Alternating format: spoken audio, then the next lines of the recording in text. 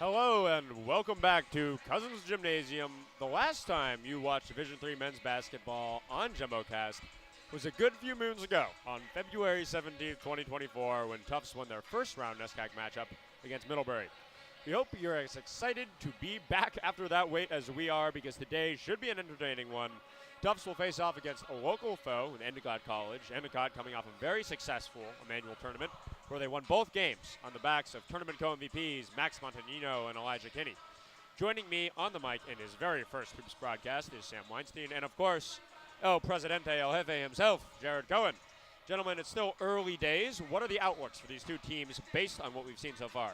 Well, thank you, David. Very excited to be back. As you said, it's been a while since we've been on a men's game here at Tufts and Cousins Gymnasium, but I think we should be in for a good one today. The Jumbo's coming in at 3-0, Endicott 2-1.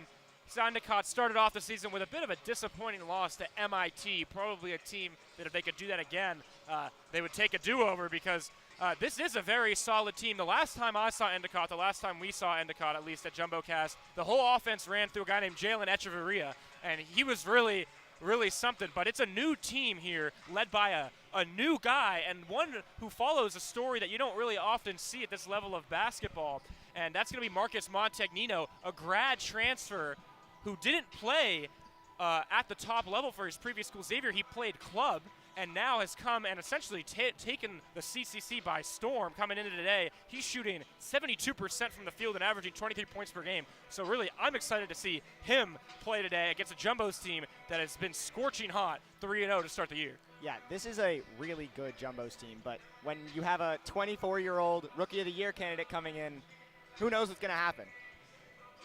Yeah, I mean, you talked about Echevarria, CCC Rookie of the Year, three-time CCC first-teamer. He was just their guy when you needed a bucket, right? 18 points a game.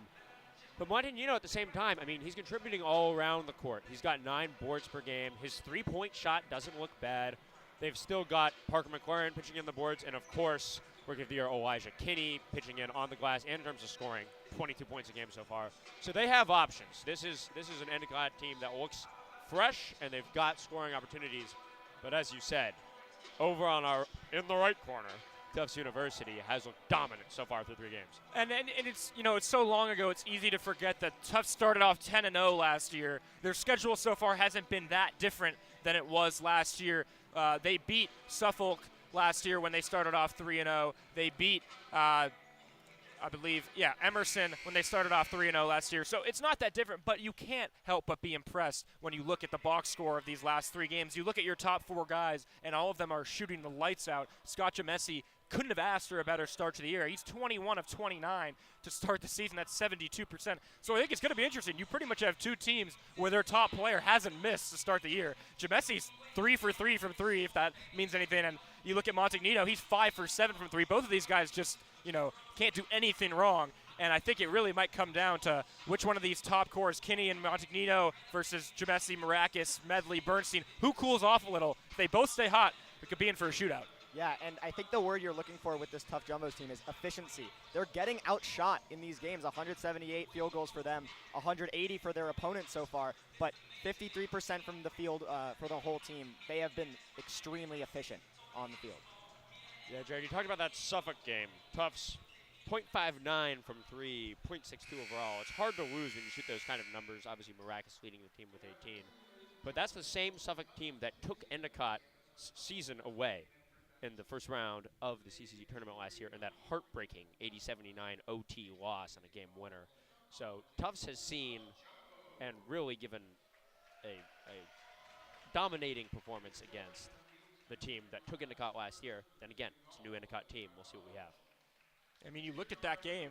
Maracus was 7 for 11. Jamesi was 6 for 7. Medley was 3 for 6. And Bernstein was 4 for 4. So you look at that top 4 that you're really building this team around, and you're just not – the margin for error for the other team is 0 when everyone's making all their shots. And you can't hope for that to happen every game. But I think what we're going to keep an eye on today with Bernstein in particular is the size difference between these 2 teams. Bernstein's going to be the tallest guy on the floor by a good 4 inches, 5 inches over the next guy on Endicott.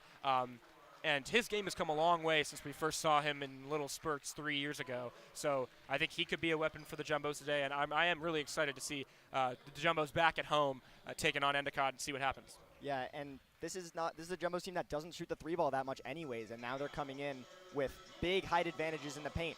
I wouldn't be surprised if we see this be a paint battle, feeding people like Bernstein the whole game. And GMSC, people who live in the mid-range, live for the drive. And meanwhile, on the other side, we saw the starting lineup we expected.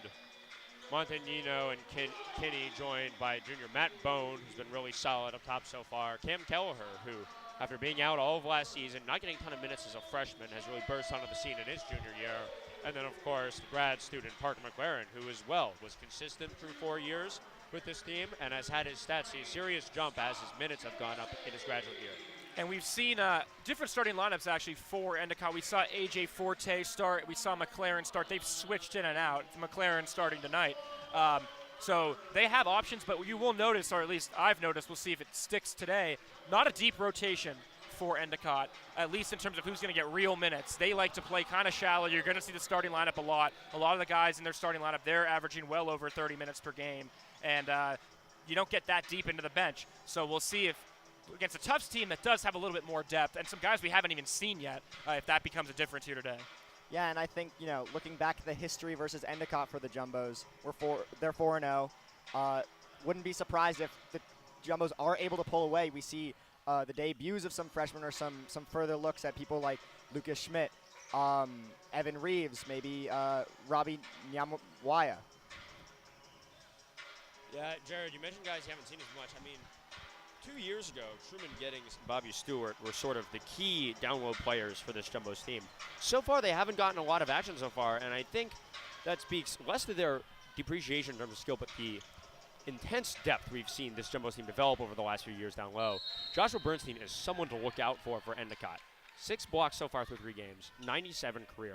When you don't have guys that are that tall to score in the post, you got to watch out for him with his wingspan coming across. Yeah, absolutely. You can't imagine Endicott faces a guy who's near 7 foot almost every game, and so it does present just a different dimension to both the offensive and defensive side of the ball, and right away. There he goes. And as if on cue, I mean, Elijah Kinney can't do anything differently there on the defensive end. He reads it well, positions himself, and gets up as Bernstein goes up, but there's just those extra couple inches that allow him to finish. Kinney 3-ball. Money early on.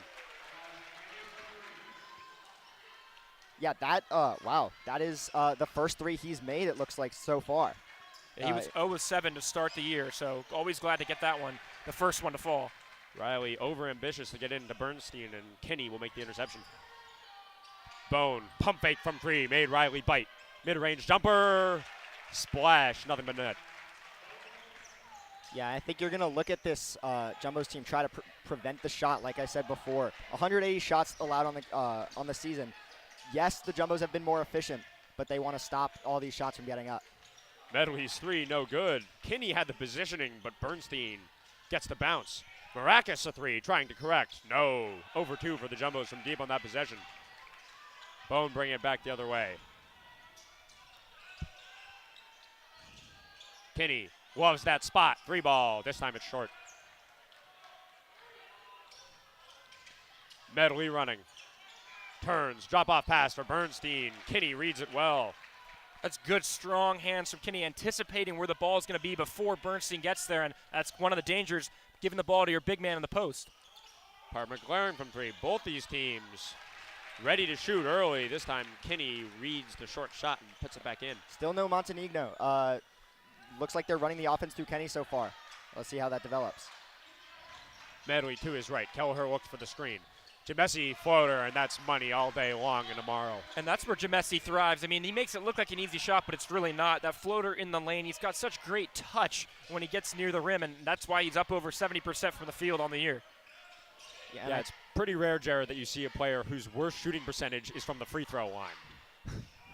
Jamesi, uber efficient from everywhere else, but he hasn't been able to get to go from the stripe so far. We'll see if that changes. Maracas to his right. Bernstein trying to one-on-one Kinney. Sees Jamesi outside. And it's his first miss from three-point land this season. Yeah, he was never going to stay at 100%, so 3 for 4 on the year now. But the Jumbo's not afraid to let it fly early today, even though we talked about them not really being an aggressive three-point shooting team. Early on, they're looking for their shots from deep. Yeah, and it looks like they're trying to get it down to Bernstein in the paint and seeing what he can do, seeing if he can get a look. But also trying to kick it out. He sucks a lot of people in to help because of his height. Kelleher couldn't get Parker McLaren to turn around in time. Miscommunication on the wing, and Tufts will take over. Yeah, it's just a bad pass. His man wasn't looking for the ball. Interesting to see how the Jumbos get into their set right here. They're looking for Bernstein. This is an interesting matchup because Kinney's not really a traditional center. Bernstein obviously more so. Down low, Jamesi knew he didn't have much time. Immediate catch and pop. And that is just Scott Jamesi's peanut butter jelly. I mean, that's what he does. The floater again. Kinney to his right. Space. Oh, and a strong little move. Larry Bird reminiscent. Starts with his right, ends with his left. Up off glass. It's good. That's a difficult finish with the left hand, switching hands, going the other way in traffic. And Kinney's off to a great start for Endicott. Medley's three. I don't know if he called bank. We can't hear from up here. But the referees don't care. That's 3 points. They all count the same. Looks like they're trying to keep Bernstein up out of the paint. Kinney's playing up at the three-point line. Kinney outside. Trying to Working get with the a switch. Montanino screen.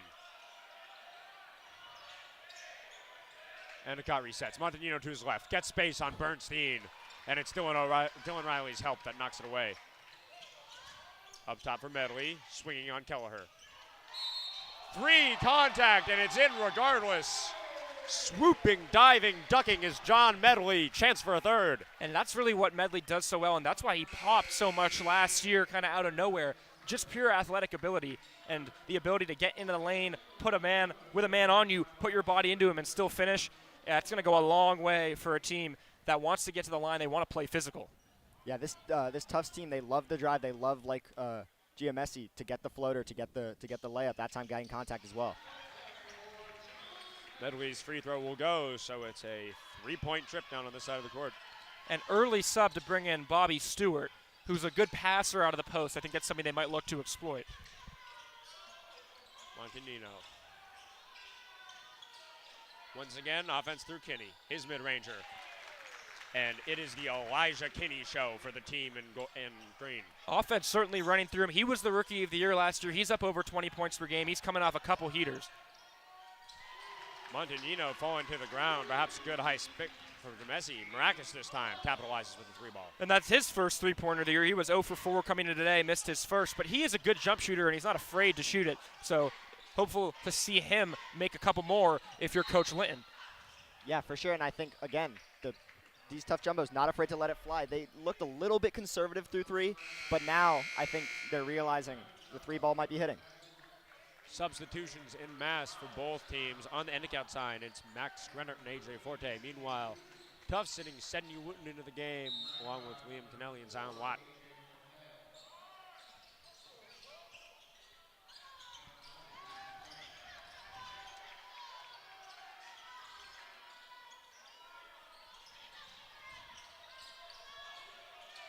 Montanino. Endicott trying to find a hole in this Tufts defense. They've got 2 seconds to do so. Bowen forced to huck it up from deep. No offside iron. Probably the best defensive possession of the game so far for the Jumbos. They've held Montagnino to 1 shot so far. We're through 5 minutes. That might not seem all that meaningful, but when a guy comes in averaging, 23 points per game and he's 23 for 32, that's big. And I think the Jumbos, they like what they have on the defensive end in terms of personnel. Yeah, and I think on that defensive set, great offensive rebound there. But on that defensive set, you see the height advantage. They're not really driving. They don't want to go in to the paint on this Tufts team. And once again, Tufts can't capitalize from outside. Bowen tripped up a little bit. Kinney coming for the screen. Bowen drives left. Good play by Kennelly to get some contact, but Bowen able to put it up anyways. The foul will send him to the stripe. And these early subs for Tufts, interesting to look at. You see Liam Kennelly in there, you see Zion Watt, you see Sidney Wooten. 3 guys who, they do get consistent minutes, but they're not your crunch time guys. Early here in the first against a team like Endicott, you're having some success on the defensive end. I think you really want to see what you can get out of these guys and play around with different lineups. Jamesi's still in there, and I do like to see Bobby Stewart early, especially, as I said, didn't think that they liked the Bernstein matchup on Kinney maybe as much as they thought they might coming into the day, and so they make a quick move. Yeah, and Bone definitely taking advantage of one of the few size mismatches for Endicott, him versus Kennelly, getting that drive. Kennelly guarded by Forte now, who switches to Jamesi. Watt, three-pointer, no, front iron. Bowen leading the charge. Brenner sees Forte, immediate catch and shoot. Once again, too short. Kennelly drop off for Jamesi. Both these teams trying to run. Wooten sees his screen, doesn't like it.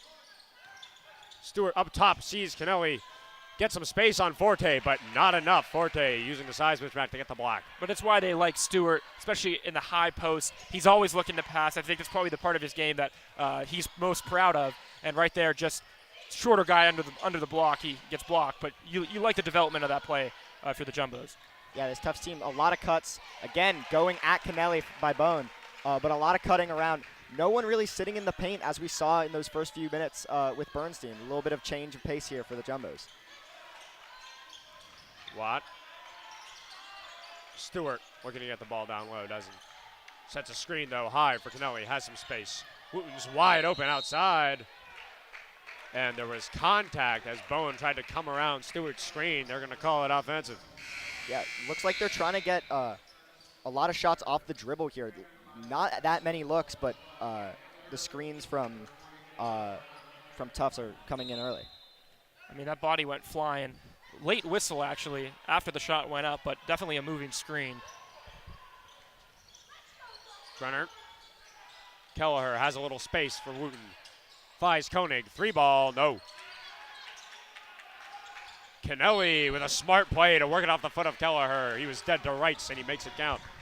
Yeah, and you had Kelleher was wide open there under the basket. I don't know who lost their man, but they opted for the three instead of the easy lay down in the hole. Kennelly reading his options. Watt's the one he likes. And Endicott into a zone. Yep. Watt on the opposite side. Looks like a 2-3 for Endicott. Kennelly fighting for it, maintains possession. Forced to send it to Stewart, and it's knocked out of bounds by McLaren. It'll stay here. Yeah, that's a phenomenal defensive possession from Endicott. Normally, sometimes you see these teams break into zone, and the first thing the other team does is just move the ball quick enough, get around, get an easy bucket, and that's it for the rest of the game. But that was a full possession of perfect zone defense, rotation, and they're going to have to just throw it up. Yeah, and I think that 2-3 zone set is really what's preventing the Jumbos from penetrating the paint. Even with a height advantage, Endicott's making inroads in this offense. McLaren trying to drive on Stewart, no such luck. And the call looks like they saw contact. Off ball, it's going to be on Jamesi guarding Grenard on the outside, so Endicott will take over under the basket. Looks like they're going to give it another shot with Bernstein.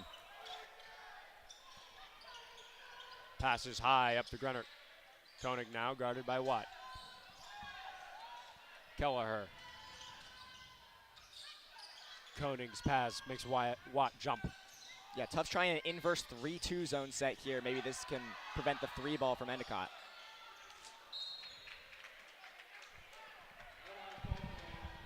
And you saw the switch. You saw Bernstein Maracas come back in. I think the Jumbo's just looking for a little bit more size.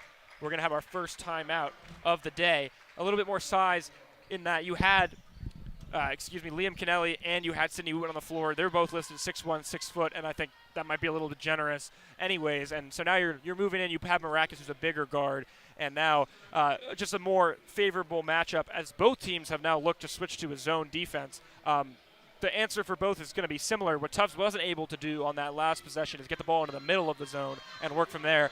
If you're Endicott, you're happy with the Jumbos kind of moving it around the perimeter.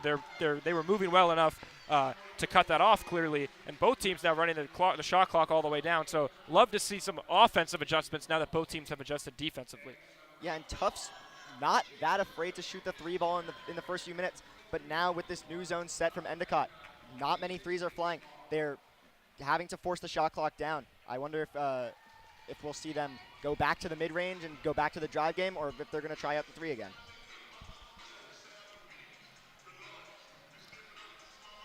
Yeah, the last bucket in this game, that jumper from Matt Bowen with a little around 13 and a half to go. Now it's 11 and a half, and neither team has scored since. As you mentioned, Jared, they both came out hot right at the 15 apiece. And now, as you said, the adjustments are getting made on the defensive end. We'll see who can break through the new sets first.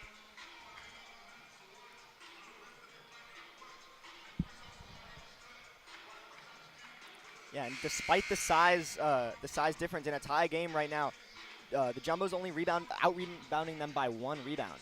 It's been about as even as a game as you could ever see so far. I mean, both teams have exactly 14 possessions and exactly 15 points. Not much to really distinguish the two so far today, and now you see them both playing zone, so it's a bit of a copycat game, at least so far. Yeah, and Montanino checks back in the game. Let's see what we can see from him.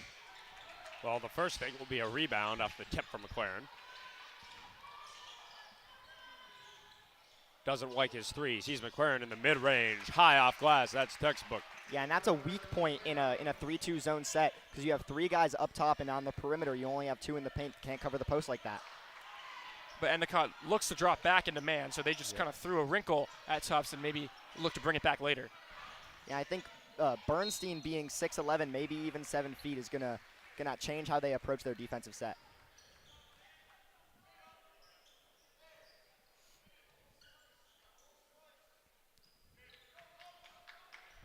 Maracas now will get 2 chances from the stripe.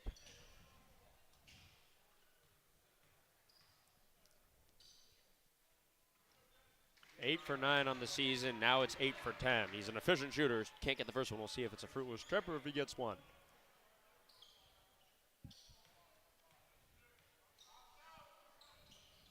It is the latter, unsurprising.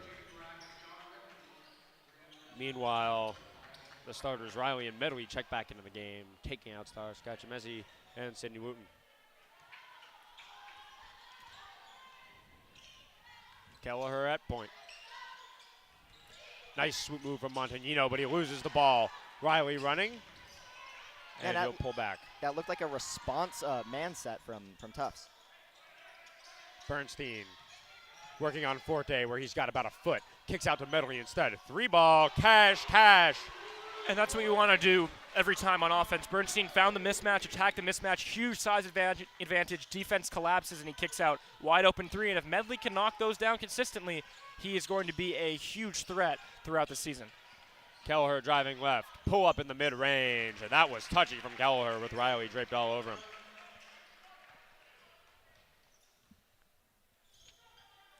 Still nothing from Montanino so far. Interesting how Tufts has approached the defense. Maracas drive, up off the glass, no. Bernstein, second chance, yes. Good things happen when you just get the ball up, and I think that's when you have Bernstein just posted down there. No one even close to his size in the game right now. He's going to feast on the offensive glass. McLaren in the mid-range. Koenig tries to go up over 2, no such luck. Yeah, Koenig had the kick there, chose not to kick it out and took the shot instead. Not enough on Maracas 3. Endicott looking to get a bunch of switches here, maybe trying to attack Bernstein's height with some more speed. Montagnino has positioning on Medley. Medley has the length. John Medley on the back of Montagnino rises up for the block. Endicott will hold on to it. And I think if you told Coach Betancourt that you'd be more than halfway through the first half and Marcus Montagnino would have 0 points, he'd probably be pretty worried, but the game is a 2-point game right now. It hasn't had too much of an impact. If anything, opening up the offense for other guys. We'll see, though, if he can get into a rhythm as the Jumbos now looking to trap. Bowen 3-ball. No. Kinney tries to tap it around. Wilson Bennett fighting for it in his first minutes of the game. Medley has Maracas on the wing. Finds him. Time, space, boom, boom. Yeah, that's some great fast break basketball there. They knew that Endicott wasn't going to drive. Bernstein's holding up the paint. They get the fast break, kick it out. Great 3. Kinney's mid-range, uncharacteristic. That's one he likes. Yeah, and no basket there, but I don't love the defense from Tufts. A little bit of a soft trap. You don't commit either way, and then an open shot on the baseline. Half the time, at least more than half the time, that's probably 2 points.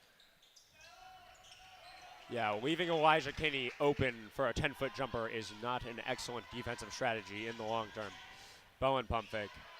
Drop down. And he'll draw the foul. It's Wilson Bennett going to the line to shoot 2. Bernstein jumped. And now Endicott working the baseline, working the backdoor cuts, and that's how you beat a Tufts defense like this, at least at this moment. And now to the line. Tufts up 5, but has really been an even game so far. I think both teams are just trying to figure out what their best combination of guys is going to look like, both for the rest of the year, but particularly in this matchup. Yeah, with Bernstein back on the court, it looks like they're switching back to man. I think they trust him in the paint. But then again, this Endicott team, they look really speedy. They're getting all these backdoor cuts, and that time they do a foul. And that's one he'll want back. An over 2 trip to the stripe for Wilson Bennett. Maracus calling the shots. Kelleher giving him not a foot. Drop down. Tufts working around the outside. Maracus in the triple threat. Now it's Riley at the wing. Too much sauce. Kelleher at the top. Nobody comes to meet him, and he'll get a 3-ball. No good. Riley fights for it. Gets out to Maracus. He's got 3 on 2. Pulls up himself in the mid-range. And both these teams back and forth, but nobody can seem to capitalize. That's that shot in 2K when you're trying to go for a layup and you click square, but then you take a pull-up jump shot. I think, again, when you're in the fast break, you want to attack the rim. You had a man. There's no reason to pull up for a jump shot, probably the least efficient shot you could get. Yeah, and if you're Medley and you're in the corner, you probably want that one back. You probably want the kick out for the 3. So someone in the neighborhood's probably shouting at him if you're on 2K. Montanino can't get the 3 to fall. He was 71% from deep. Obviously not a lot of attempts, but coming into this game, he was looking pretty good. This time, Elijah Kinney has to do all the work to get all these chances. Bowen, no. Yeah, left-handed layup, but went to the middle of the court and tried to finger roll it up, didn't get it. Bernstein running the court up top. Medley using Bernstein's screen. Another 3, no. And you've had an opportunity if you're Tufts to kind of pull away here, but good defense and mediocre shot selection the last couple times down have kept it at a 5-point game. Yeah, Kinney, pull up. Once again, can't cash out, but that is a shot he likes and something Tufts needs to reconcile. Yeah, Tufts really likes this man defense.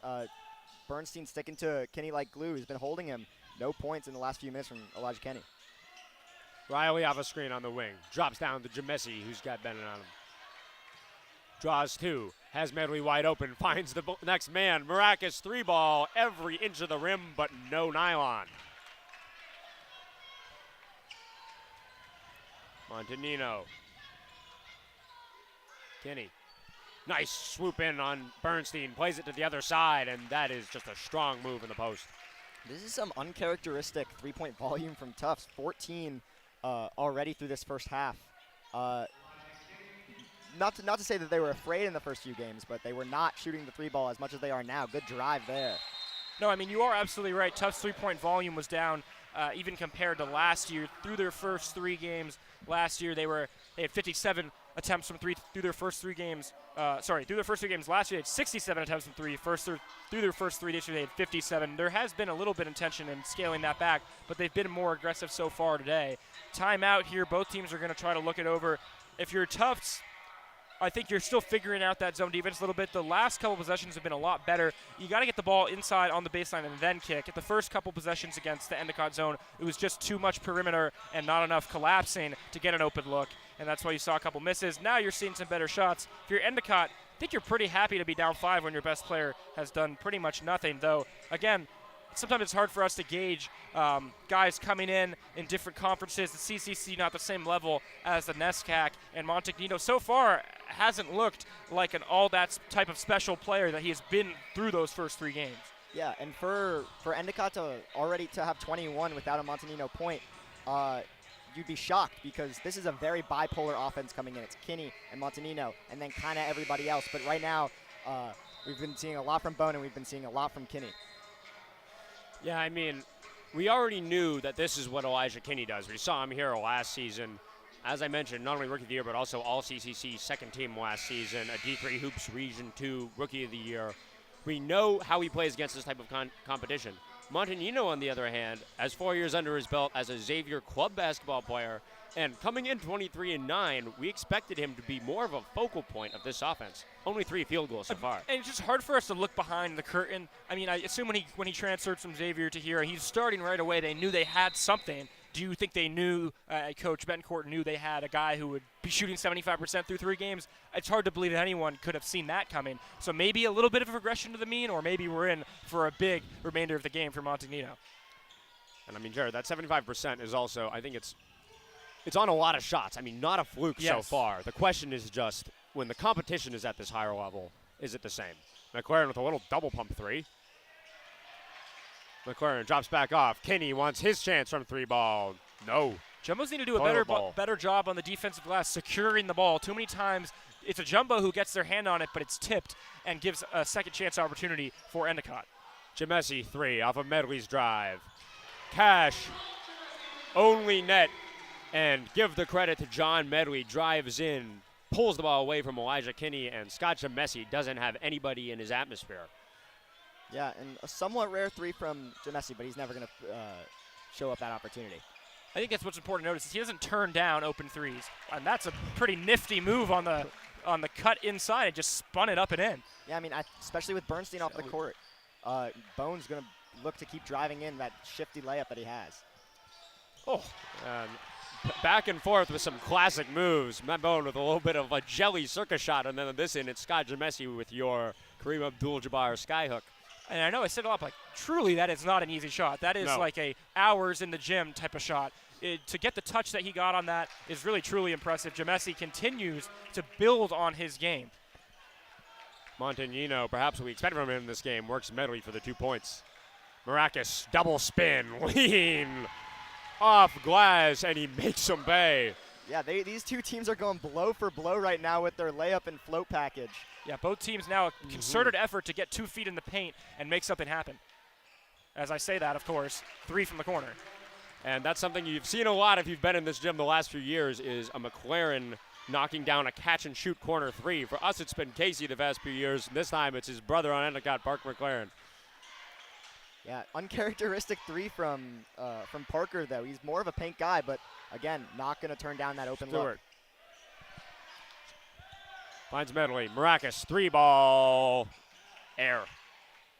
Medley. Jamesi trying to right Maracus' miss. No. Good read from Forte.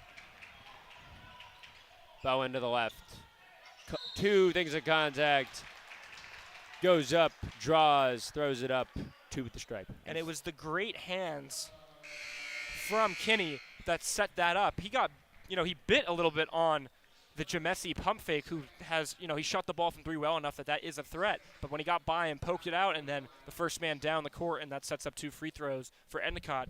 I think this game so far has really been pretty much what we expected coming in a good way. Competitive, both teams' best guys for the most part showing what they can do. And, long time to go. We're not to the end of the first half, and the game up for grabs either team. Yeah, and Bone gets a real head of steam when he's coming down the court.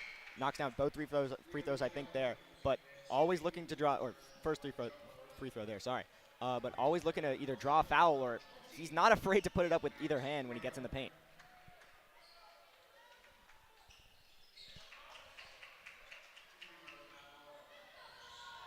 So after a fruitful trip from the stripe for Matt Bowen, it is a 3-point, 1-possession ball game as Kennelly brings it up. Forte not giving him an inch. Stewart, nice drop pass to Jamesi. And you said it, Sam. It is a layup package show-off here in Medford. Both teams taking it to the rack. And that's the Tufts offense run to perfection. The entry pass, Stewart backdoor to Jamesi, and a beautiful finish. You can't draw it up any better than that. And as I said, that's why Stewart is getting these minutes. Yeah, and that's why Tufts wants their bigs on the court. They need that to happen. They need the ball movement to go through them. Wooten pump fake, makes Koenig jump. Stewart into the post, 3 guys on him. No foul, but no double. Somebody got ball. Jamesi reading his options. It's a Wooten deep 3 from the Nescac logo. And some say the prettiest shot in basketball is a swish. I'd make an argument for the back rim down, and Sidney Wooten shows it off to perfection.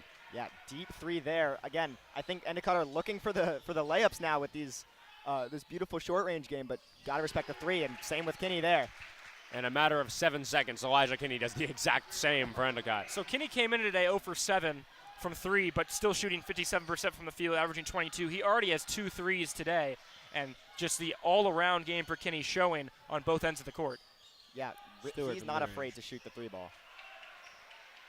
Yeah, exactly. I mean, Kinney is a guy after that freshman campaign who's not going to miss a few threes and then stop shooting because he thinks he's lost his shot. He's comfortable from those spots. Koenig. Grennert wants a three. No such luck. Wooten will slow it down, hearing the instructions from Coach Lynn on the sideline.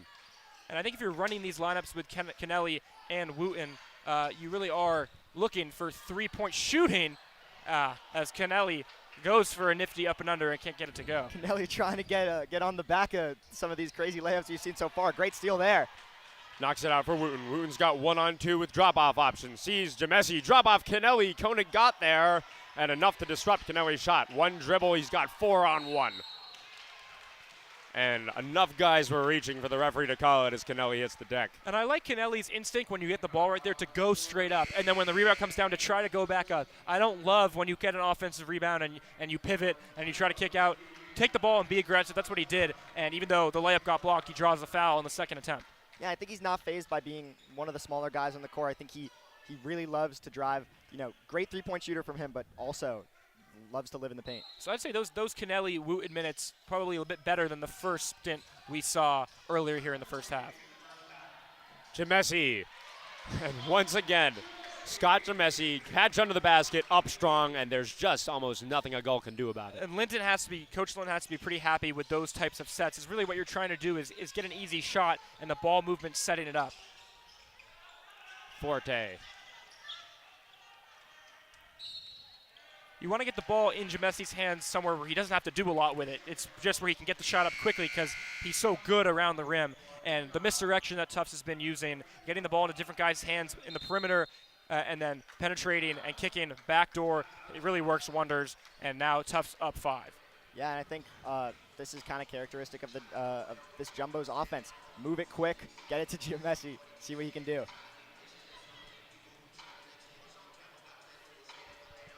All right, they're doing emoji puzzles on the board. It's a money emoji and a baseball emoji. I wonder what that is. The clue, it's a movie. Oh my God, it's draft day. No, I'm kidding. Oh, no. Yeah, Moneyball. What? It wasn't the blind side? One observation for me, best change the Jumbos have made is that Bobby Stewart's not wearing mismatched shoes anymore, or socks, or what last year he would wear one black shoe, one white shoe. It was a terrible look. And now we're back to the consistent, both shoes are the same color. If you do that sort of style, you'll notice A.J. Forte on the opposite side for Endicott has that neon red-green going on. I don't mind the bright colors, but both shoes should be the same color. Right, which is he has both. Yes. My dad always complains that tough. NBA players wear shoes that don't match their jerseys. I don't care about that. But if the right shoe and the left shoe are two different colors entirely, you're doing something wrong. I'm sorry, Mr. Cohen, but that is... He wants everyone to just wear black sneakers. That is... Mr. Cohen misses the Converses. Exactly. Bernstein up top. Medley to his left. Kelleher still there. Riley on Bennett. Clucks it back from Bernstein. A three-pointer with almost no room. Kinney was up on him, but Dylan Riley smooth as silk. As soon as he let it go, you knew that one was going in. And the net is still wound up around the rim down on this end at tie court. Montagnino in the post. Yeah. And time expires. Your score at a halftime, Tufts 43 and the visiting Endicott Goals 35. Coach Betancourt looked pretty frustrated after that one. Said, hurry it up, get into it faster. They didn't even get a shot off on that last possession. I think frustration from Endicott could be a little bit of a closer game. Tufts pulled away just a tad at the end of the first half, up 8. They're going to be really happy with that after what was pretty scrappy first half. Endicott's going to need a lot more out of Marcus Montagnino in the second half if they're going to truly compete for this one. And if you're Tufts, no one has taken over the game, but Scott Messi has done his thing. Maracas has been great, and you've kind of gotten what you've wanted out of all your guys with a little bit of room to grow. So I think Tufts is in a commanding position, although they're only up 8 going into the second half, and it's going to have to be Endicott that makes an adjustment. Yeah, I think this score now is a little bit more reflective of the box score.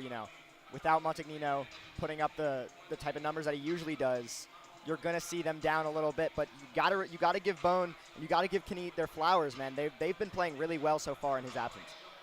Yeah, Kinney 6 for 12. He has 2 threes, 14 points. But as we talked about, Montagnino 1 for 4, only 2 points. And on Tufts' side, Jamesi 6 for 9 with 13. It just seems like he's allergic to an inefficient game and just is going to be up over 60% day in and day out. And the three-point game, you've got 5 guys on Tufts who have hit a 3 so far. You're going to be very happy with that if you're Coach Linton, especially Sidney Wooten and Dylan Riley. Yeah, look out for Medley, man. 5 assists with 9 points to show for it. I think overall, closer than they probably would have wanted through the first half of that first period. But now, going into halftime up 8, you're feeling good. You're coming off some really good runs. I think you keep feeding GMSE. You see what the depths of your bench can do, and keep it rolling. We've seen 20 minutes of back-and-forth basketball. Tufts up 8, but anything could happen in the next 20. Stick around, don't go anywhere. We'll be back shortly.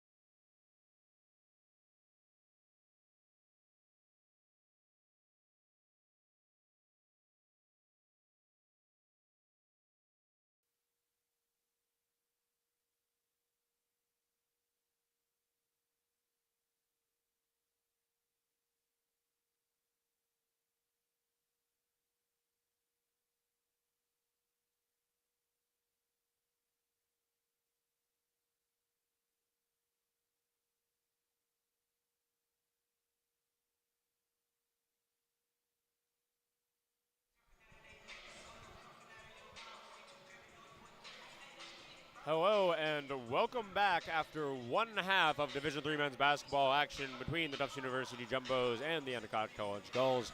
It is 43-35 in favor of the home team.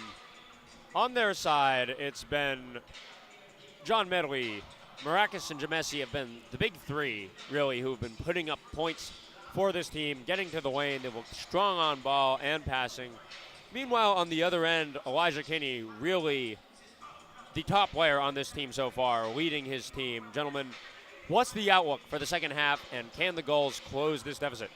Yeah, for Endicott, it really has been all Kinney from the opening tip, and you've seen a great game from Bone as well. But Kinney is making it work on the interior, on the perimeter, and he's done a great job so far. The problem is, you came into this game thinking it would be him and Montanino. First game of the season for Endicott, Kinney didn't really show up. Him and Jeff Hill were combined 3 for 26, and it was Montagnino that kind of took over, and they did get a win there. But this is a different level of competition. The Jumbos are one of the stronger teams in the country. There's a reason they made it to the third round of the NCAA tournament last year, and you're going to have to win on the margins, which right now Endicott isn't doing. And if you're the Jumbos, I think you're pretty happy. You're just looking to see if you can string things together, and we've seen them be a strong second-half team this year, putting up some pretty huge leads in the second half, and they'd like to do that again today. Yeah, they go straight to Montanino off the bat there. Yeah, perhaps he heard us up here, something to prove in the second half, maybe with the chip off his shoulder from the first. This team hasn't really seen competition like Tufts so far, so maybe Montanino just needs to get in a groove. That's a nice move from him. And the most intentional he's looked with the ball in his hands all day. Medley, Riley, open, three, no, front iron. You mentioned Jeff Hill's contributions to that first game. He's not dressed today, perhaps a minor injury or something going on. He hasn't seen the floor since, but he's a major piece for them to be missing. And Jared, 2 plays in a row. Montanino drives to the bucket, creates his own space, and gets it to go. This is looking like the Montanino we expected coming into this game. And sometimes it just takes a little break at halftime, refocus, get back to what you do best as he hits the deck, and a wide open three. And that is a gift from above to not give up 3 points when you're forced off ball and you give Maracas a wide open one. Yeah, Montanino. Here he goes. Drawing contact there, but shifty little switch to the left hand as he goes up. I think they thought he might follow through with a finger roll on the right, but showing that he can kind of switch it to the left hand, draw some contact. So 3 possessions into the second half, 3 possessions where the ball is in Montagnino's hands, and he's kind of a subtle guy on offense. He doesn't kind of blow you away off the jump, but a fundamentally sound guy, and gets to the line, gets 2 free throws right there. It's a big jump to go from playing club basketball to dominating the Division III level. I mean, he's done that so far, and I think you're really happy this lead now very, very quickly down to 2 in the second half. Yeah, 2 points in the first, and so far in the second half, it's the Marcus Montanino show, 6 in a row. Maracas up top. Can Tufts find a counter? Matt Bowen comes off a screen. Montanino almost a steal. Maracas holds on. Medley wide open in the corner. No, Bernstein's board. One-on-one with Kinney. Kelleher reads the passing lane, but it's a kick ball. It'll stay on this side. And I think Bernstein right there maybe overthinking it a little bit. You've got Kinney on you. Kinney, he's a big guy, 6'7", 215, but use your size. You're going to your right. You have the opportunity for a hook. We see Bernstein practice that. It's not always an easy shot, but lucky he didn't turn the ball over right there. It was a great offensive rebound there, though. They got to be crashing the boards a little bit more. They're getting out-rebounded by Endicott right now. Trying again, but gets it taken away. And a little bit trigger-happy, the Jumbos from three-point land right now. Nice move by Bowen to rip it away. Now the Endicott will set up. Goals. Wide open 3 ball for Marcus Montanino. 1, 2, 3, 4 buckets in a row, and it's all the man in 34. 9 points to start the second half, and all of a sudden the visitors lead. And this is what we expected coming in today, the Montagnino show. As the Jumbos can't get anything going on offense, just everything off the right side of the rim, and suddenly they're down 1 after entering the second half, up 8. A 9-0 run. Bowen to his right. Riley reads it well and kicks it out of bounds. Yeah, 34 in green. We're in Boston. Looks like they cannot handle the truth right now. And Montagnino all of a sudden 11 points on 4 of 7 shooting. Yeah, efficiency, as you mentioned, a huge part of his game as it is with Kinney, and we're starting to see that. So the Jumbos now back into that 3-2 zone. We saw earlier trapping on the wing, but Montagnino gets it inside. McLaren's mid-range. No. Oh, and that is just a coach's nightmare. Jamesi and Maracas knocking away at the ball, and it falls directly into the hands of Kinney, who can hardly believe he's got it. Goes up for 2. You have to think you're going to see a timeout from Tufts here soon if they can't get something going on offense. Medley now dribbles to his right on Kelleher. Montanino leans in. Kinney hits the deck trying to scoop it in, but no such luck. It'll go out of bounds. Yeah, Montanino, as much as he's obviously settling into the game offensively, he's 2 poke balls now on the defensive side. He's really setting the tone now. And you can kind of tell from his demeanor, the best guys on offense are just calm and collected. You don't really see much emotion from him on the court. He's just out there to hoop, and it's serving Endicott well so far. Riley down to Bernstein with Kinney on him. Nice kick to Jamesi. Baseline. McLaren gets the ball from behind, but gets some body too, and he'll go to the stripe. Yeah, and I think that's what Tufts has to do now. I think, they're coming down from behind. They got to go back to what was working in the first half. A lot of movements, getting Jamesi in the paint. That's where he lives. And after that stellar first half performance, I think Endicott are definitely going to be looking to foul there.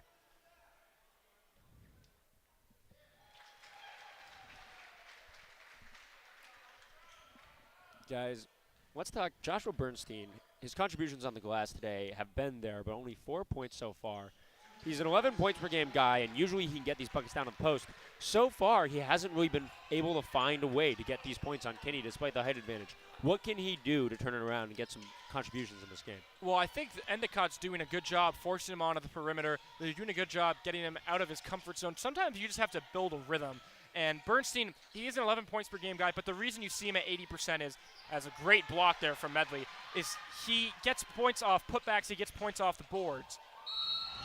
John Medley both ways.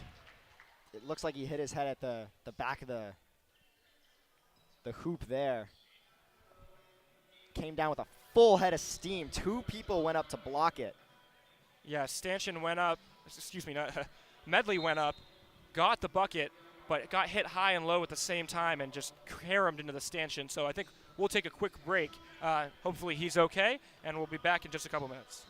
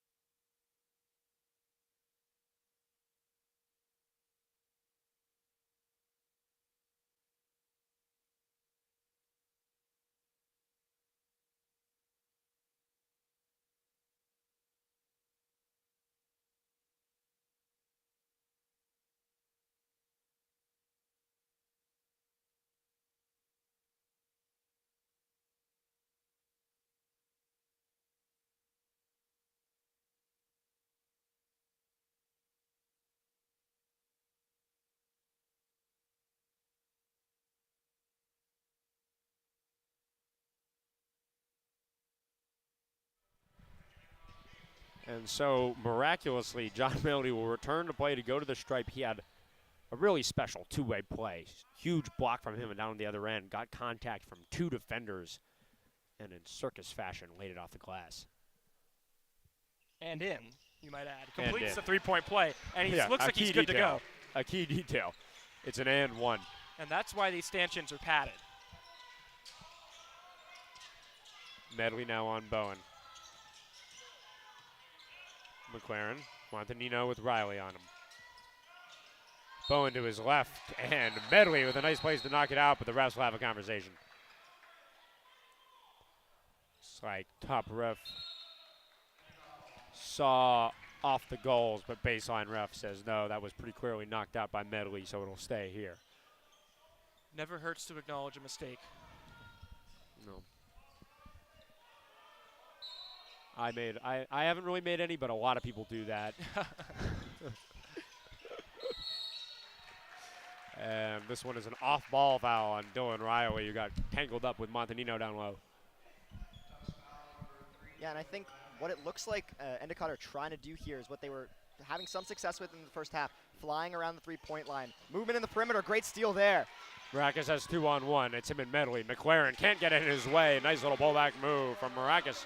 And now Tufts starting to find their first half rhythm again. And away from Maracas, uses the leverage he has, goes up with his right hand on the left side and finishes. He's just so great around the rim. And Kinney right back at you. Yeah. Again, going blow for blow with their layup packages has been the story of the game so far. Bernstein to his right. Draws the two from Kelleher. Some contact, but not enough as McLaren gets in his way. Now the Gulls. One possession game. Medley again! 3 blocks on the game for John Medley. Sky high. Riley, 3 ball. A chance to swing it. No. Bernstein winds up with it. And it's a way up, but they'll call the foul on Bernstein. Yeah, looks like an over the back maybe. I don't know what the ref saw there. But regardless, the aggressiveness in the paint has been great from Bernstein. He's really looking to try to cash these offensive rebounds, make up for this little rebounding gap that despite the height difference in this game, Endicott are up 2 rebounds to 26 to Tufts' 24. If that's an over-the-back call, I think that's a bad call. I think Bernstein has the height advantage. He's going up, and he happens to win that battle because he's 7 feet tall. I wouldn't call that over the back. So an unfortunate turn for the Jumbos.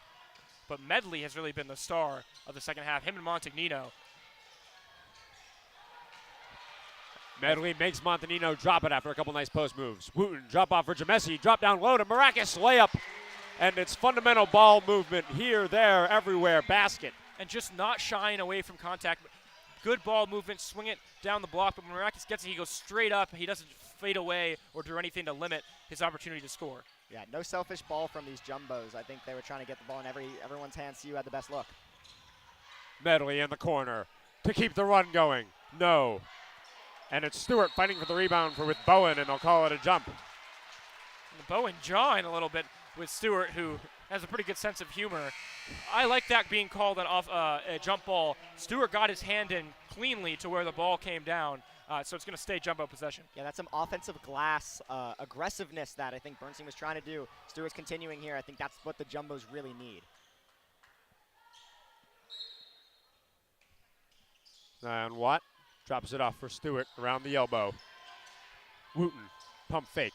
Finds Watt wide open from the Nest tie court logo. No, front iron. Stewart, Maracas will reset. Tufts leading by 4. Wooten around the screen. Doesn't do anything to Matt Bowen, who's still there. Maracas to his left. Keeps it high. 3-on-1! And 3 is the number of points Maracas could score with a free throw. Tenacious drive. Yeah, wow. Maracas fighting through, I think that was 2 or 3 Endicott players as contact. No fear. Obviously shot clock winding down. You got to get it up, but great look that he created for himself. And Tufts they just have such a unique group of talents, especially in their starting lineup. Maracas, he's a 6'4" point guard who is just a pure slasher, and he has got a jump shot, but on plays like that and really the last couple times down the floor, shot clock got down to the end of the clock right there, and Maracas just put his head down, got through 3 guys that got to the basket. You aren't afforded that opportunity by many point guards in the NESCAC and around D3. He gives them a different dimension, and suddenly, they were up 8, went down 1, and now back up 7. Can the Gulls find an antidote to this Jumbo's run? They came out of the half hot. Forte now.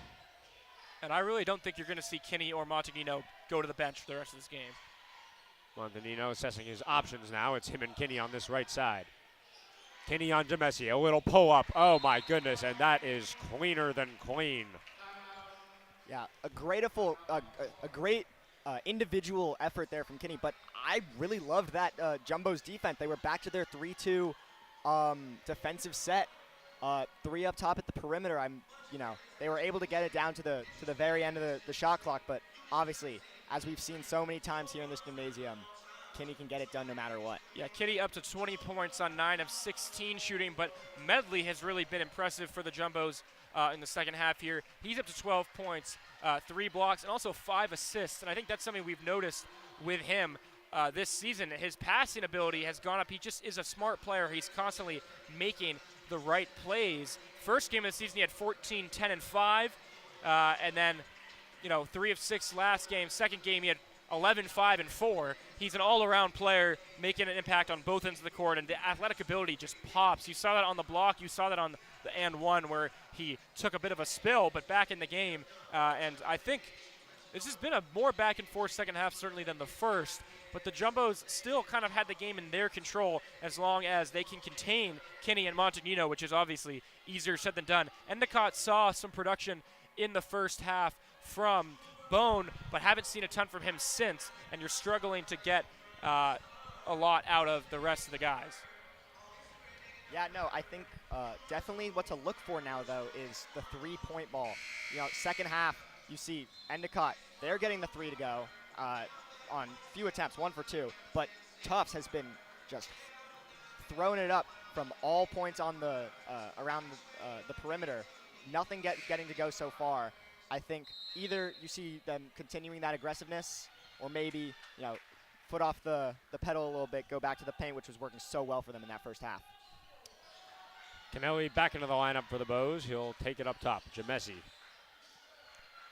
off a down screen from Stewart, and that is classic Bobby Stewart basketball. You collect around the elbow, sees Kennelly come off his screen, and the water does nicely to put it in.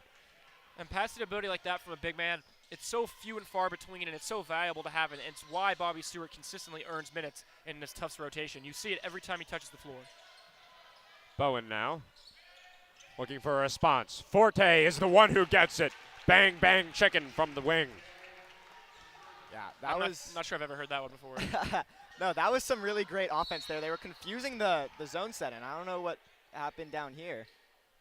And Forte, he was 4 of 14 from 3 coming in today, just not off to a very hot start on the year, 7 of 21 overall. So good to see one fall and maybe get into a rhythm, cut the lead down to 4. So it looked like it was a two-way personal foul after a tie-up down on the post, and Tufts will hold on. Wooten. Some nice ball handling. Travel. Watt, not so much, an extra step, and it'll go the other way. Yeah, and I think something that is a positive in this game is not many travels, not many, silly turnovers from either team. It's been a pretty mature basketball game from both teams, I'd say. Okay, I didn't realize this guy actually he is wearing 2 different colored shoes. Forte tried to make it 2 threes. It'll stay the 1. Hopefully Mr. Cohen's not on the stream right now. Wooten. Stewart now finds his elbow. Jamesi across his screen. Driving strong. Kinney stays. Tufts now. Wooten from tie court. Bang! Once again, it is Sidney Wooten when it matters most. He'll withdraw 3 points from the bank. Yeah. Montagnino.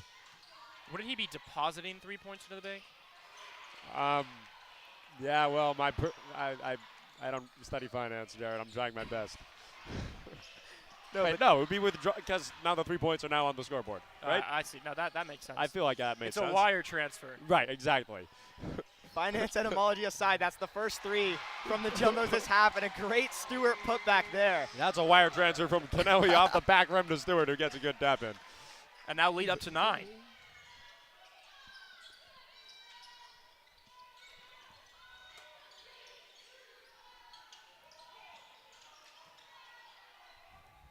And that's the best defensive possession in the zone we've seen. If they can finish it off. Oh, what a pass. Matt Bowen with some backyard basketball. Up top, drops it and scoops it around the defender, and there's nothing left for Marcus Montagnino to do but lay it in. I spoke too soon. Montagnino, when he got the ball on the baseline, he tried to turn, go towards the basket, and was met immediately. But once the ball kind of gets tipped around, it's anyone's possession, and it ended in 2 points for Endicott.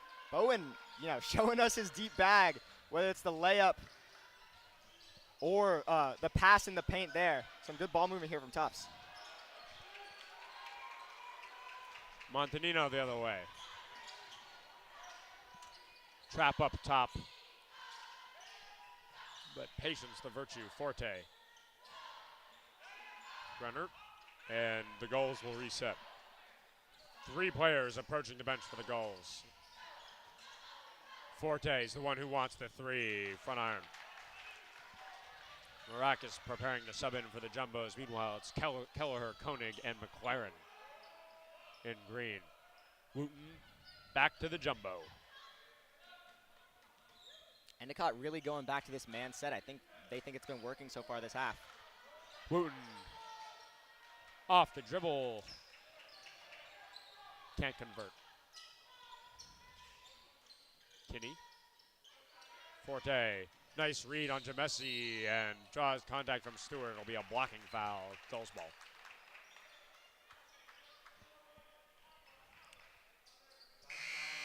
I think again from Endicott, they're trying to go back to what was working really well for them in those first few minutes of that first half. Flying around the court, trying to, see who's open in the paint, see who they can kick out to.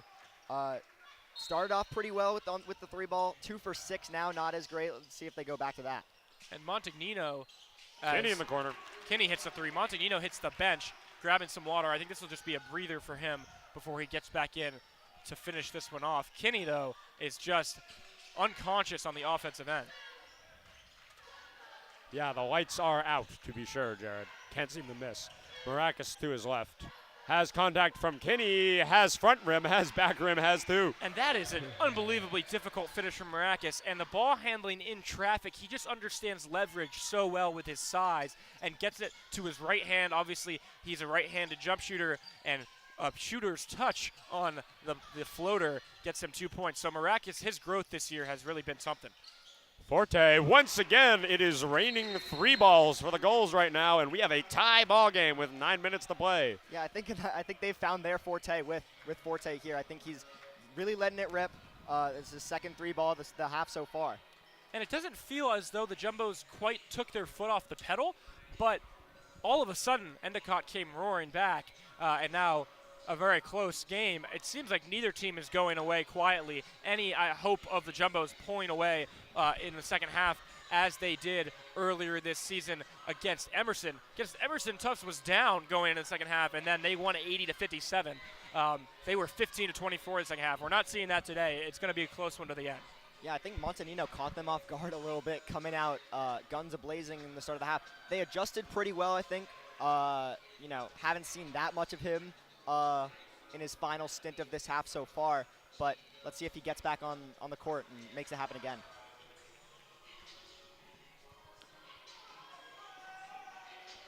And there was a scoreboard issue, it appears. That one didn't tie it up, brought it within 3. They originally put 64 on the board, but Tufts still retaining their lead. And I mean, really, the defensive philosophy for the Jumbos hasn't changed. What's changed in the last couple minutes is Endicott's willingness to pull the trigger from three-point land, and they've been converting, especially by way of A.J. Forte and Elijah Kinney. Yeah, I think especially when Tufts has that staunch 3-2 zone set, it's hard to just get open looks like that. But when you're moving around, this is a really speedy Endicott team. Due to their somewhat undersizedness, they aren't playing through a big guy like Tufts tends to do, get it to Stewart or to Bernstein, who's back on the court now. But, I think what you got to do now is you got to look for who's flying around the perimeter. Often going to be Forte. Wooten will bring the ball up. Tufts trying to read this Endicott zone. Finds Maracas down low, no. From the high block. Maracas did what you wanted to do there and get to the middle of the zone. They found him, but couldn't get the mid-range shot to fall. Maybe look to play make from that spot the next time down. And the Jumbos counting their lucky stars after that run down because Elijah Kinney missed a wide-open 3. And once again, it's an off-ball foul down low. This one on Elijah Kinney. Yeah, a lot of those happening, I think, because of how these two teams have been running their offenses. A lot of movement, a lot of trying to cut around, a lot of trying to get off-screen threes up. That's been the story of the game so far. Wooten finds Riley in the corner. Dribbles to his right. Space, but not enough. Marcus Montagnino from behind with a highlight block.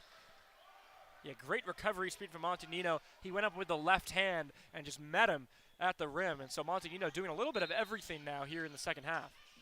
Yeah, I think he's showing he's not just a one-dimensional player with the offensive stats, we would say. Some great dribbling there. Sorry for the sound effects, but yes, a nice spin move from James Marakis.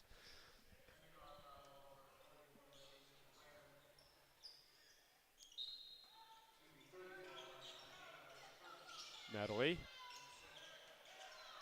goes up top for Bernstein. 8 minutes of basketball remaining. Marakis outside. Medley doesn't want a shot. Gallagher was there. Bernstein, it's a fake pass. It's him and McLaren. Now it's him, McLaren, and Montanino, and he's the one who prevails. 2 points. And that's a great mature possession from Bernstein. He, catching the ball not where he wants it. He caught it a bit outside the post, but efficient use of his dribble to get down in a one-on-one situation and use the glass to his advantage. You want to see a little bit more of that going forward. McLaren's 3-ball way short. Yeah, I think that's something from Bernstein that Tufts really wants to see.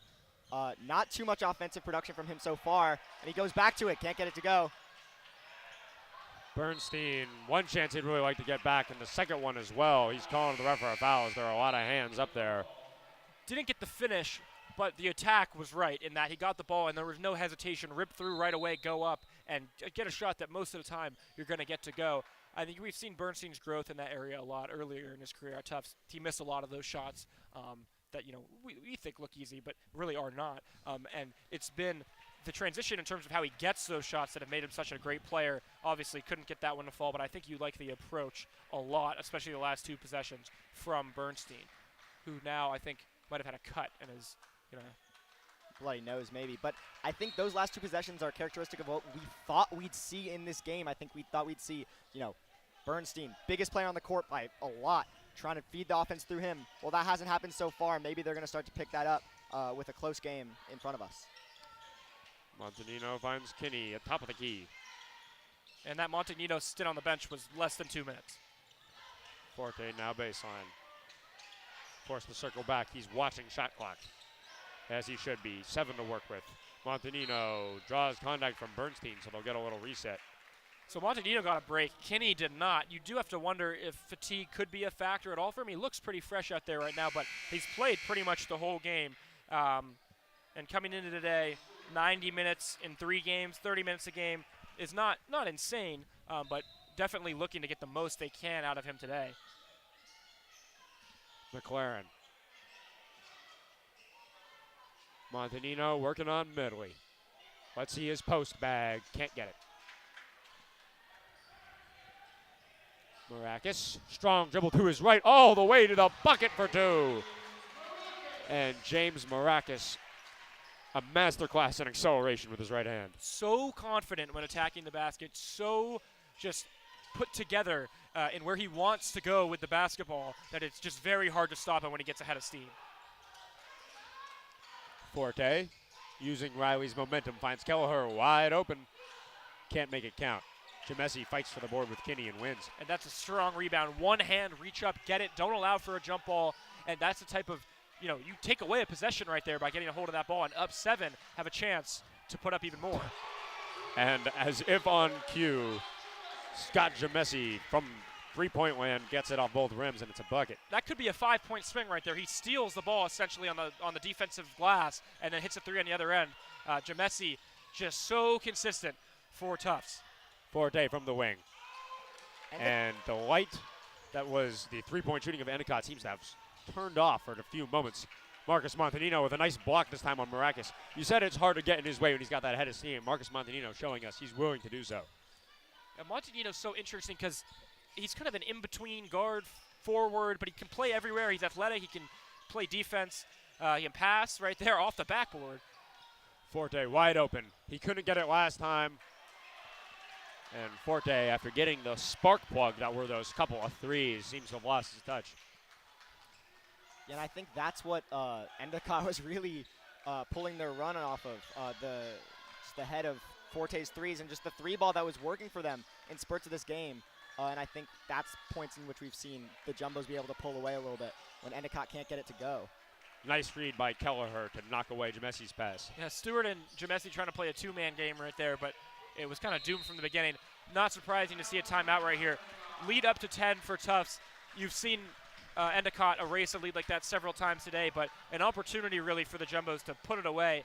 Your offensive process for Endicott is not been bad. You're getting open looks, but when you get through a stretch like this where open threes are not falling, it can be very demoralizing. So I think it's a good timeout from Coach Betancourt to take a deep breath. I wouldn't be surprised if you see him come out of the timeout and hit a quick three.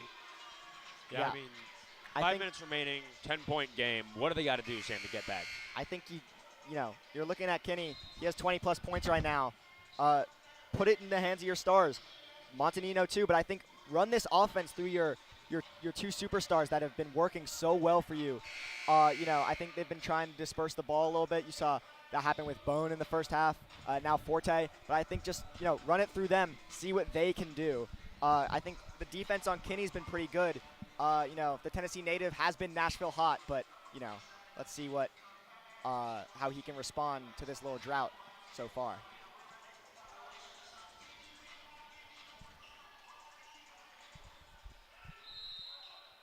Bowen will take it out of bounds from the baseline, sideline. Kelleher trying to get a read on this jumbo zone. Riley, pressure up. McLaren now, back to Kelleher. The passing's working. Kelleher finds some space. Montanino pump fake, makes Medley jump. Now Kelleher has a wide open one. And once again, the Gulls with a solid offensive possession that they just can't make count. Yeah, 13 threes from the Gulls so far this half. They started off super well, and again, I can't get it to go. Maracas reads Stewart's screen.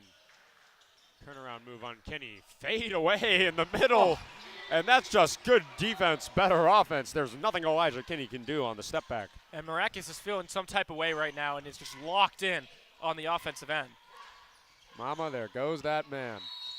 And a good foul by Maracas right there, honestly, to prevent what would have been an easy 2 for Montagnino.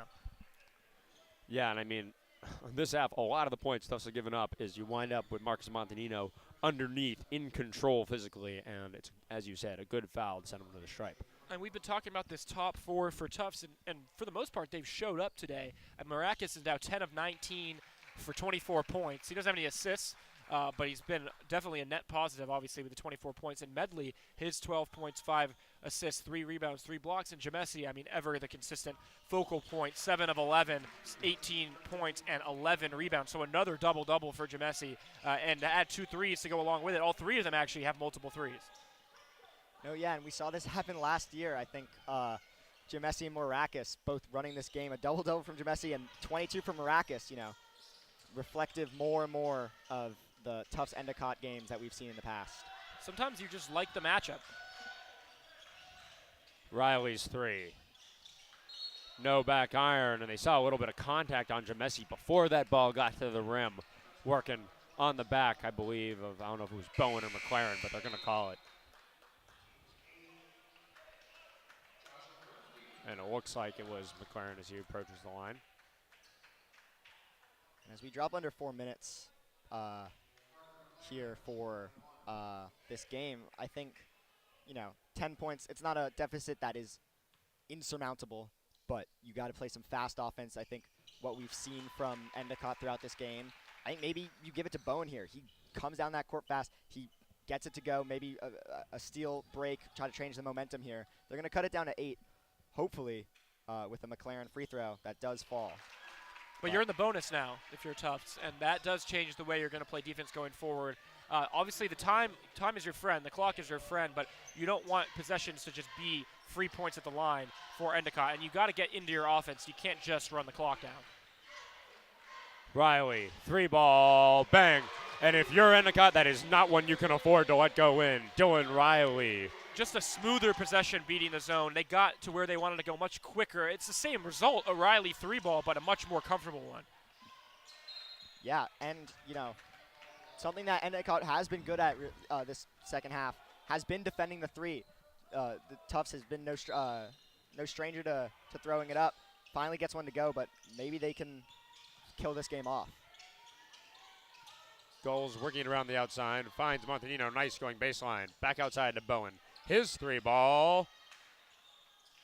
and the hot streak has come to an end and then some for the Gulls, who And were shooting well earlier. I wonder if you just want to see a little bit more aggression out of Montagnino. We had those like 3-4 possessions at the start of the half where he put his head down, he scored, and we haven't seen that since. It's not that he's not playing well, it's that they're not running the offense through him. And maybe that's just not how it's going to work, as Medley takes a wild shot, but it's got to be something they try to adjust going late into this game.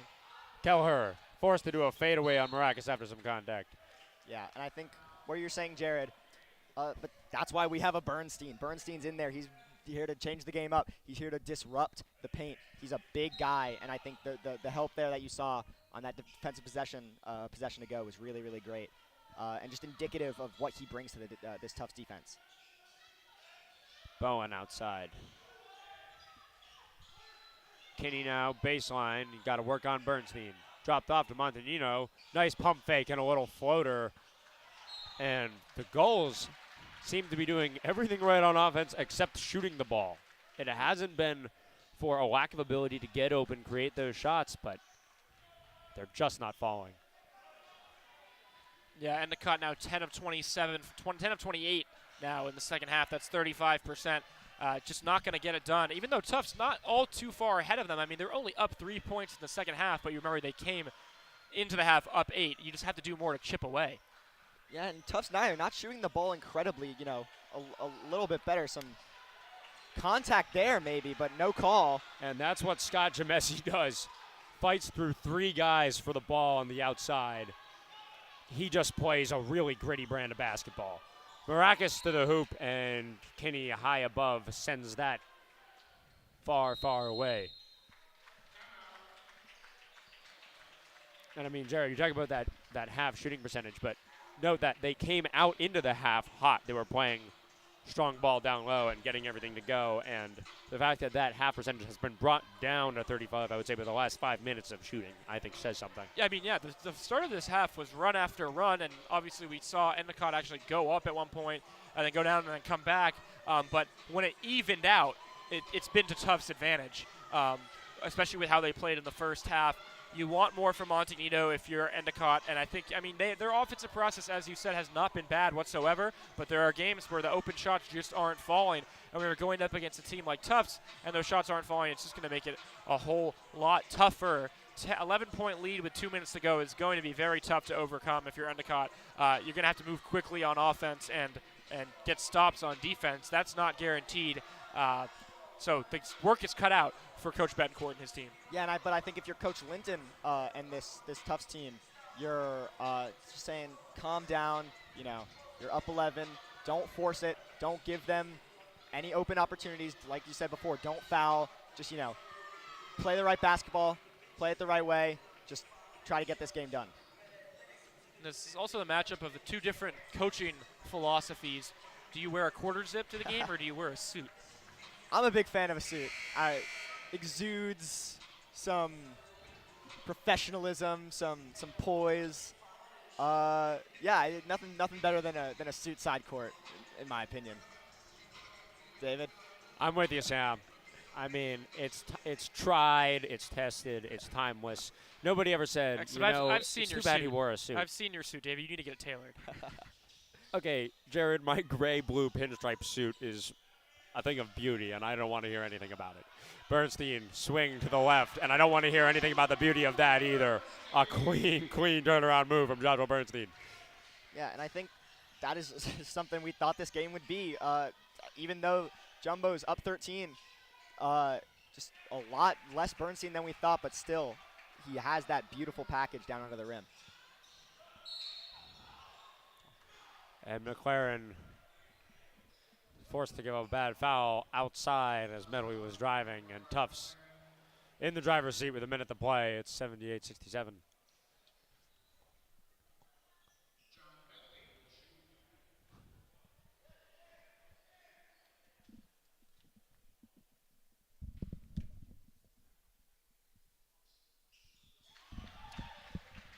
Yeah, Tufts in the bonus now, I think.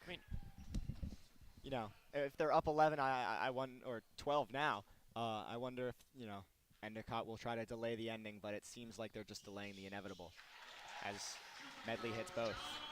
Yeah, it's a fruitful trip to the line for Medley, and now 13 points in a minute. This one could be out of reach.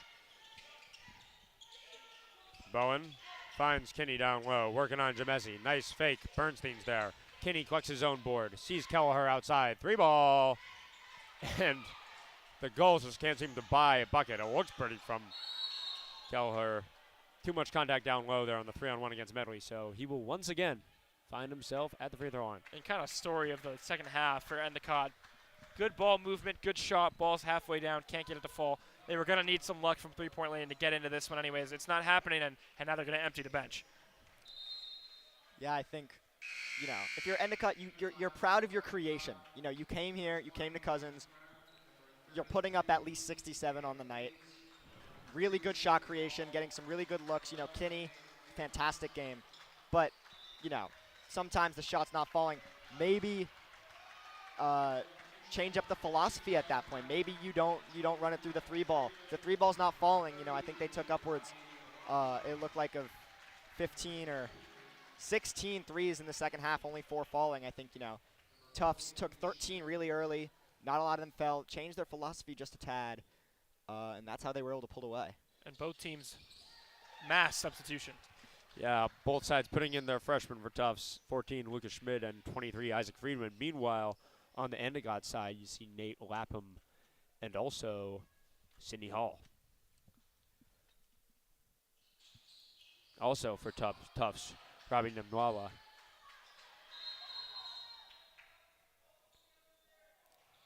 Some confusion on the court right now.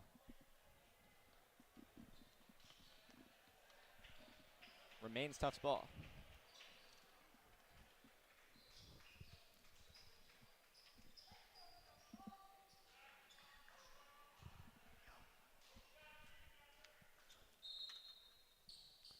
Patton around the screen. Senior for the Jumbos, sees Friedman.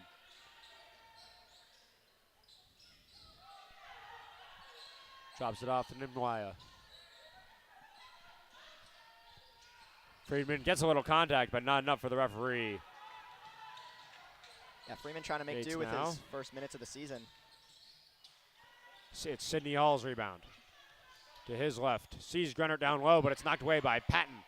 Grennert will fight with Schmid, win, and get the bucket off the glass.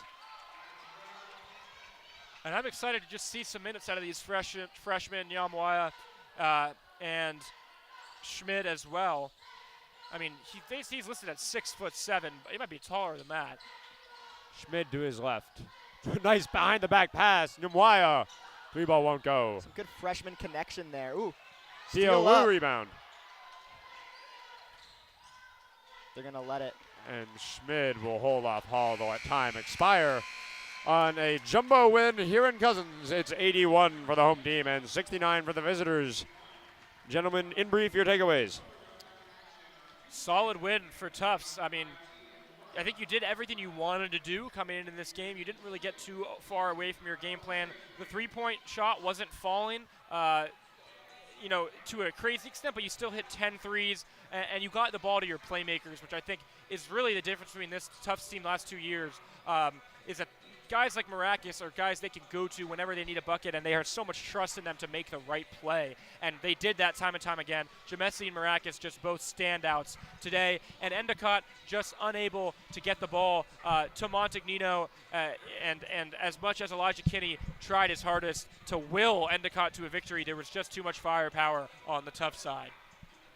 Yeah, and I think coming into this game, couldn't really tell what was going to happen. You have a club basketball transfer coming in on a heater. I think that the spark died down a little bit. He had a good second half. But points-wise, I think pretty categoristic of Tufts season so far. Low 80s to a 60 score. 4-0 now. This is a really good Tufts team. I can't wait to see what they can do for the rest of the season.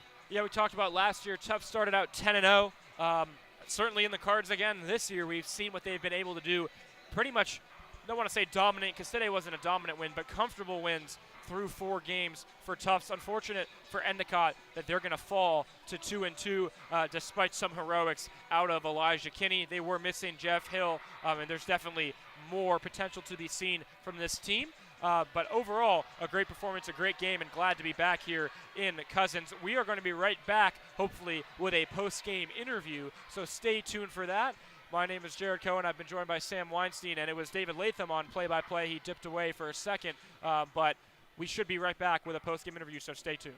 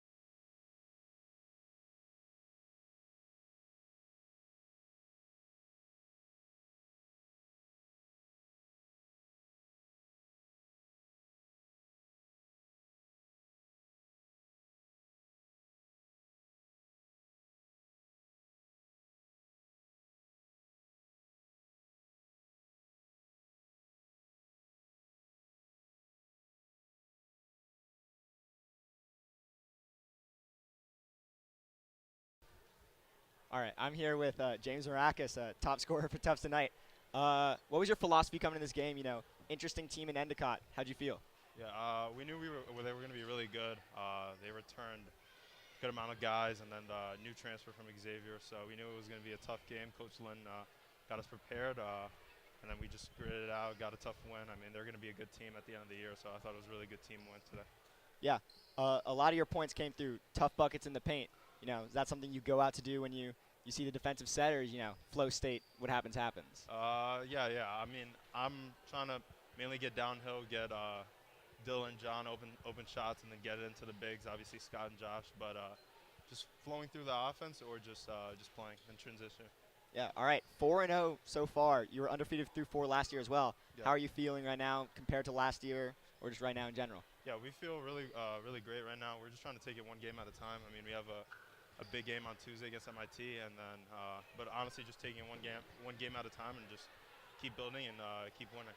Yeah, all right. Thank you so much for joining us. Yep. All right, you good to go. Appreciate it. Thank you, man.